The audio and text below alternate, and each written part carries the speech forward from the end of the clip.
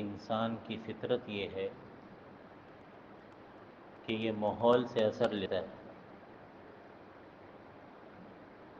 اور ہر مسلمان کو چاہیے کہ وہ دین کا ماحول بنائے، اپنی مسجد میں، اپنے علاقے میں، اپنے گھر میں، اپنے ادارے میں۔ معلومات تو سب کو بہت ساری ہیں، دین کا تو لوگوں کو بہت پتہ ہے، عمل کیا ہے؟ یہ جو عمل آتا ہے نا، یہ صحبت سے، ماحول سے آتا ہے، اور ماحول ہمیشہ بنانے سے بنتا ہے۔ اگر آپ سارے فجر کے بعد بیان ہوتا ہے، عصر کے بعد بیان ہوتا ہے، کتنی دیر لیتے ہیں ہم؟ 5 منٹ لیتے ہیں، 10 منٹ لیتے ہیں، بہت زیادہ بھی کبھی کبھار اگر ہو جائے 12-15 منٹ۔ اگر آپ حضرات اس میں بیٹھیں تو ماحول بنے گا کہ نہیں بنے گا؟ جس کا شدید عذر ہے اس کو تو ہم کچھ نہیں کہہ سکتے، لیکن ایک آدمی اپنا معمولی بنا لے بغیر عذر کے، معاملہ اللہ کے ساتھ ہے، معاملہ اللہ کے ساتھ ہے۔ اگر واقعی کوئی شرعی عذر ہے، بچے سو رہے ہیں گھر میں، بیوی سو رہی ہے، ماں بابا بوڑھے ہیں، ان کی کوئی خدمت ہے، تو پھر تو آدمی جائے۔ لیکن چھٹی بھی ہے، اور پورے مہینے میں، پھر مہینوں میں، پھر سالوں میں بیٹھنے کی توفیق اگر نہ ہو، تو پھر تو یہ تو آدمی تلاش کرے کہ کہیں میرے دل میں کبر تو نہیں ہے کہ مجھے تو سب کچھ آتا ہے، میں تو 30 خان ہوں۔ نہیں، اللہ کی قسم، اللہ نے سچ فرمایا، وذکر، یاد دہانی کرائیں، نصیحت کرتے رہیں، فإن الذکریٰ تنفع المؤمنین، یاد دہانی کرانا ایمان والوں کو ہمیشہ نفع دے گا۔ سنی ہوئی بات کا سننا بھی سنت ہے۔ جی ہاں، رسول اللہ صلی اللہ علیہ وسلم ایک ایک بات کو کئی کئی دفعہ دہراتے تھے، ایک ایک بات کو کئی کئی مجالس میں بار بار کرتے تھے،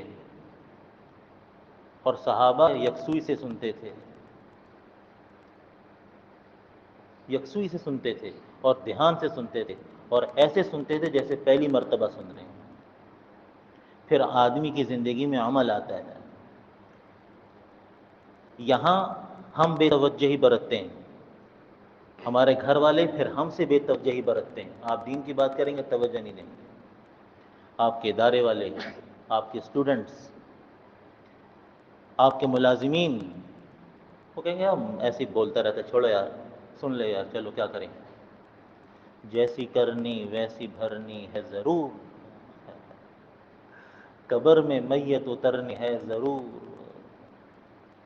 کیا تو دیکھیں نا، کتنے لوگ ایسے ہیں جن کی رسائی نہیں ہے، وہ کہتے ہیں کہ بھئی ہم تو، ہماری بات میں اتنا اثر نہیں ہے، ہم دعوت نہیں دے سکتے۔ تو آخری درجہ یہ ہے کہ آپ عصر کے بعد 10 منٹ تو دے سکیں، وہ بھی اگر پابندی سے نہیں دیتے، کوئی عذر ہے جائیں، 100 بسم اللہ، لیکن اگر عذر نہیں ہے، اگر مہمان بھی آئے ہوئے ہیں تو مہمانوں کو مسجد لے کر آئیں، ان سے کہیں بھی بعد میں بیٹھیں، دین کی بات ہے، ہم سنیں گے، ہماری اصلاح ہوگی۔ اچھا ہے مرنے سے پہلے ہمارے کان کھنچ جائیں، یہ زیادہ اچھا ہے بنسبت یہ کہ قبر میں کھینچیں جا کے۔ رسول اللہ صلی اللہ علیہ وسلم ارشاد فرمایا کرتے تھے، بادروا بالاعمال فتنا کقطع اللیل المظلم، اے لوگوں جلدی جلدی اعمال کر لو، جلدی جلدی عمل کر لو، اس سے پہلے کہ ایسے فتنے برپا ہو جائیں کقطع اللیل المظلم، جیسے اندھیری تاریکی راتیں ہوتی ہیں، ان فتنوں میں پتہ بھی نہیں چلے گا آدمی کو کہ میں کیا کر بیٹھا ہوں۔ آگے اس کی ایک مثال رسول اللہ صلی اللہ علیہ وسلم نے بیان فرمائی، فرمایا یصبح الرجل مؤمنا ویمسی کافرا ویمسی کافرا ویصبح مؤمنا، کیا ہوگا کہ صبح ایمان والا ہوگا، شام کو ایمان سے نکل چکا ہوگا، ایسے اس کی حرکات ہوں گی، ایسے اس کے اقوال ہوں گے، ایسے اس کی باتیں ہوں گی۔ جی ہاں، ابھی چند دن ہوئے ہیں، ایک صاحب نے کہہ دیا ہمیں کیا لینا دینا دجال سے؟ ہم اپنے کام میں لگیں، ہمیں کیا دجال سے لینا دینا؟ ہمیں کیا ضرورت ہے دجال کا تذکرہ کرنے کی؟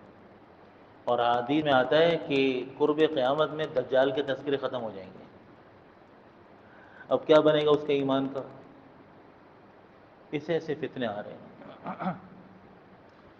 تو فرمایا شام کو ایمان والا ہوگا، صبح کافر ہو جائے گا، اسلام سے نکل جائے گا۔ اور کتنے فتنے آ رہے ہیں، اور دیکھیں فتنوں کی دنیا ہے۔ اگر ہم ماحول میں نہیں بیٹھیں گے، قرآن کی بات سننے کے لیے بیٹھیں گے جس سے ہمارا تعلق ہے، جس کے ساتھ ہمارے تعلق کے دعوے ہیں، حدیث کے ساتھ ہمارا تعلق دعویٰ ہے۔ اب قرآن کی بات ہو رہی ہے، حدیث کی بات ہو رہی ہے، ہم چلتے جا رہے ہیں۔ ہمیں تو چاہیے کہ ہم اس کے لیے وقت نکالیں، اپنے تقاضے اور چھوڑیں، وہاں سے وقت کم کر لیں، اپنے گھر کے تقاضوں سے وقت کم کر لیں۔ جس پر ہم اپنی جان لگا رہے ہیں قرآن حدیث اور شریعت میں، اور ہم چاہتے ہیں دین ہمارے اندر ہے، اس پر جان کھپائے نا۔ ایک یہ سوچ ہے، اور میں چاہتا ہوں کہ اگر یہ سوچ غلط ہے تو کوئی میری اصلاح تو کرے کہ یہ سوچ آپ کی غلط ہے۔ ایسا نہیں ہے، صحیح بات میں جانتا ہوں، کیونکہ منطق کا ایک بہت بڑا اصول ہوتا ہے، تخطیء الطریق یستلزم تصحیح الاخرى۔ یہ منطق کا ایک قاعدہ ہے کہ جب آپ کسی کو کہتے ہیں نا بھائی غلط جا رہے ہو، آپ کا راستہ ٹھیک نہیں ہے، تو اس کا مطلب آپ صحیح راستہ جانتے ہیں۔ بتائیے صحیح راستہ کیا ہے؟ بتائیے صحیح راستہ کیا ہے؟ صرف یہ کہہ دینا نہیں نہیں نہیں، یہ صحیح نہیں ہے، تو پھر صحیح کیا ہے؟ صحیح بتائیے، ورنہ حکم ہے اس کو اللہ کا، اس کے رسول کا، خاموشی اختیار کرے۔ جب نہیں پتہ، جہالت ہے، علم نہیں ہے، خاموشی اختیار کرے، یہ نہ بولے کہ جی آپ نے غلط کہا۔ تو صحیح کیا ہے پھر؟ قرآن سے دلیل دو بھائی، حدیث سے دلیل دو۔ تو فرمایا فتنے آئیں گے، فتنے۔ اب ہمارے چاروں طرف ایسے فتنے ہیں کہ مسلمان یہ سمجھ رہا ہے کہ بس میں چونکہ مسلمان ہوں اور میرا نام عبداللہ ہے اور میرا نام عبد الرحمن ہے، اس وجہ سے اب میں مطمئن ہوں اور اللہ کی مدد میرے ساتھ ہے۔ ایسی بات نہیں ہے، بالکل ایسی بات نہیں ہے۔ بلکہ اللہ رب العزت کا یہ قرآن میں اعلان ہے، اعلان، وَلِلَّهِ الْعِزَّةُ وَلِرَسُولِهِ وَلِلْمُؤْمِنِينَ، عزت، کامیابی، سرفرازی، وَأَنْتُمُ الْأَعْلَوْنَ إِن كُنتُم مُؤْمِنِينَ، بلندی اور غلبہ صرف ان کے لیے ہے کہ جو مان کر چلنے والے ہیں۔ اگر تمہیں حلال کا نہیں پتہ، حرام کا نہیں پتہ، تمہیں اور تمہارے بچوں کو، تمہاری عورتوں کو، اور وہ گناہوں میں پھنسے ہوئے ہیں، وہ گناہوں میں پھنسے ہوئے ہیں، تو کبھی آپ کو عزت نہیں ملے گی۔ آپ نے دین کو لات ماری ہے۔ اور آخری بات میں یہ عرض کروں گا، ہم اپنے اپنے درمیان اور اللہ کے درمیان طے کریں کہ دین کے معاملے میں ہمارے بڑے کون ہیں، ہم نے کن سے دین لینا ہے، کن علماء کی ہم ماننا چاہتے ہیں۔ طے کریں، طے کریں کہ آپ کے علماء کون ہیں۔ پھر جب وہ کسی بات کے بارے میں کہہ دینا کہ یہ حلال ہے، یہ حرام ہے، یہ کام کرنے والا فاسق اور فاجر ہے، یہ کام کرنے والا گنہگار ہے، تو سر ہم تسلیم کر دیں، بس ٹھیک ہے۔ متعین کریں۔ کیا ابھی تک ہم نے اپنے علماء کو متعین نہیں کیا ہے کہ ہمارے علماء کون ہیں؟ اگر کر لیا ہے، اگر کر لیا ہے، تو جب آپ پیغام سنیں نا شریعت کا، یہ چیز ناجائز ہے، سر آنکھوں پر۔ اگر آپ ڈرتے آ کے، اس کا مطلب آپ نے علماء، آپ نے ان کو بڑا تسلیم ہی نہیں کیا اپنے لیے۔ یہ بہت معتدل اور نیوٹرل بات جس کو کہتے ہیں نا، تاکہ آپ پوری طرح ان کے پیچھے چلیں نا، آپ کوئی ہاتھ ہی نہیں لگائے گا۔ آپ کہتے بھی ہیں کہ ہمارے علماء آپ ہیں، ہمارے علماء فلاں لوگ ہیں، اور جب ان کا پیغام سنا جاتا ہے تو اکڑ تکڑ بھی، لڑنا جھگڑنا بھی۔ یا تو اپنے آپ کو بالکل علیحدہ کر لو کہ بھائی میرا آپ لوگوں سے کوئی تعلق نہیں ہے، اور میرا راستہ ان لوگوں کے ساتھ ہے، میں تو ان کے پیچھے چل رہا ہوں، بس بات ختم ہو گئی، بات ختم ہو گئی۔ لیکن جب آپ کہتے ہیں کہ ہم وراثت کے مسائل بھی آپ سے پوچھتے ہیں، ہم جنازے کے مسائل بھی آپ سے پوچھتے ہیں، ہم مسجد میں اعتکاف کے مسائل بھی آپ ہی سے پوچھتے ہیں، ہم پاکی ناپاکی کے مسائل بھی آپ سے پوچھتے ہیں۔ تو جب آپ کے خلاف، خلاف کیا مطلب، جب آپ کسی چیز پر آپ کا عمل نہیں ہے، جب وہ بات سامنے آتی ہے تو پھر اڑنا کیوں، برا منانا کیوں؟ بلکہ جب کوئی ڈاکٹر یہ کہتا ہے آپ کو تو فلاں بیماری ہو رہی ہے، تو آپ اس کو اپنا خیر خواہ سمجھتے ہیں۔ آپ کے جو یہ علامات ہیں یہ تو صحیح نہیں ہیں، آئیے میں آپ کا علاج کرتا ہوں، تو آپ اس کو اپنا خیر خواہ سمجھتے ہیں۔ لیکن دین کے معاملے میں واللہ کہہ رہا ہوں معاملہ بالکل برعکس ہے۔ دین کے معاملے میں ہم اس خطیب اور اس امام کو اپنا دشمن سمجھتے ہیں، ہم یہ سمجھتے تھے تو میرے اوپر اعتراض کر دیا۔ اس کا معنی یہ ہوا کہ اندر میں اللہ کے ساتھ اخلاص نہیں ہے۔ بہت باریک بین ہے، بہت لطیف خبیر، بہت باریک بین ہے، بہت خبر رکھتا ہے۔ اتنا سا بھی اگر ایک بالٹی میں بھی ایک قطرہ پیشاب پر ڈلا ہو تو وہ ناپاک نا، تو وہ پانی قبول نہیں ہے۔ آپ بھی کہتے ہیں بھئی میں قبول نہیں کروں گا، وضو نہیں ہوگا اس سے، اور اللہ سے کہتے ہیں کہ بغیر اخلاص کے وہ ہمارا عمل قبول کر لے۔ اخلاص نہیں ہے، ورنہ تو اپنا پورا چیک اپ کروائے۔ جیسی آواز کان میں پڑے کہ تصویر حرام ہے اور تصویر لگانا حرام ہے اور گناہ کبیرہ ہے، صبح شام رات دن جاندار کی تصویر اگر گھر میں لگی ہوئی ہے یہ حرام ہے۔ اب اللہ دیکھیں گے کہ اس میں اخلاص ہے کہ نہیں ہے۔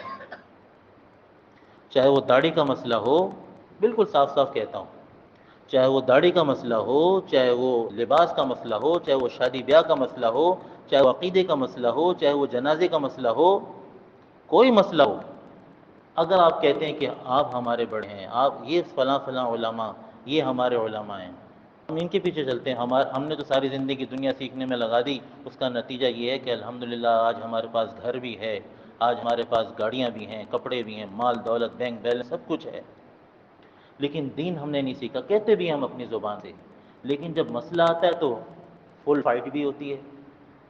فل فائٹ نہ کریں، بالکل، ہاں سمجھیں کہ میں سمجھنا چاہتا ہوں کیا واقعی علماء اس بات پر متفق ہیں؟